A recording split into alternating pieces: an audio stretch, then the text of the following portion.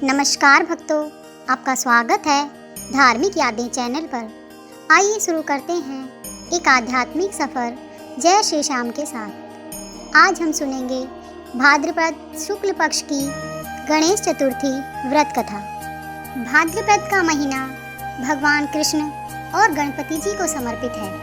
इस महीने के कृष्ण पक्ष में जहाँ जन्माष्टमी के दिन बाल गोपाल की विशेष पूजा होती है, वहीं शुक्ल पक्ष के दिन चतुर्थी से चतुर्दशी तिथि तक गणपति उत्सव मनाया जाता है। गणेश चतुर्थी पर गौरी पुत्र गणेश का जन्म उत्सव मनाया जाता है।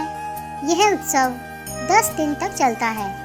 गणेश चतुर्थी के दिन घर घर में गणपति जी की मूर्ति स्थापना की जाती है। रोज पूजा पाठ और भोग लगाया जाता है। कहते हैं जहाँ गणपति जी का वास होता है, वहाँ से दुख दरिद्रता दूर हो जाती है।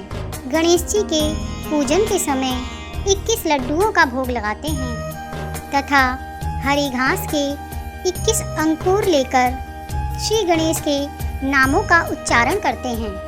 गणेश चतुर्थी व्रत कथा। एक बार भगवान शंकर स्नान करने के लिए भोगवती नामक नदी पर गए। उनके चले जाने के पश्चात पार्वती जी ने अपने तन के मैल से एक पुतला बनाया, जिसका नाम उन्होंने गणेश रखा।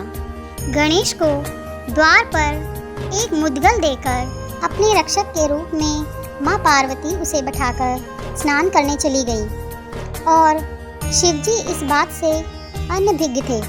भोगवती पर स्नान करने के बाद जब भगवान शंकर आए तो गणेश जी ने उन्हें द्वार पर रोक दिया। क्रोधित होकर भगवान शंकर ने उनका सिर धड़ से अलग कर दिया और अंदर चले गए। माता पार्वती ने समझा कि भोजन में विलंब होने के कारण शंकर जी नाराज हैं। उन्होंने तुरंत 2 थालियों में भोजन परोसकर शंकर जी को भोजन करने के लिए बुलाया। शंकर जी ने 2 थाल देखकर पूछा, दूसरा थाल किसके लिए लगाया है? तब माँ पार्वती बोली, दूसरा थाल पुत्र गणेश के लिए, जो बाहर पहरा दे रहा है। यह सुनकर शंकर जी ने कहा, मैंने तो उसका सिर काट दिया है। यह सुनकर माता पार्वती बहुत दुखी हुई और प्रिय पुत्र गणेश को पुनः जीवित करने की प्रार्थना करने लगी। अब शंकर जी ने अपने गणों को आदेश दिया कि उस पुत्र का सिर लाओ जिसकी और उसकी माता की पीठ हो। शिव गणों को एक हाथी का पुत्र जब इस दशा में मिला तो वो उसका सिर लेकर आ गए। शिव जी ने हाथी का सिर उस बालक के सिर पर लगाकर बालक को पुनः जीवित कर दिया। यह घटना भाद्रपद मास की चतुर्थी को हुई थी, इसलिए इसी को गणेश जी का जन्म मानकर इस तिथि को गणेश चतुर्थी माना जाता है। सबसे अलग शरीर होने के कारण गणेश जी को सभी देवताओं का अग्रज बना दिया और तब से ही गणेश वंदना हर पूजा से पहले की जाती है।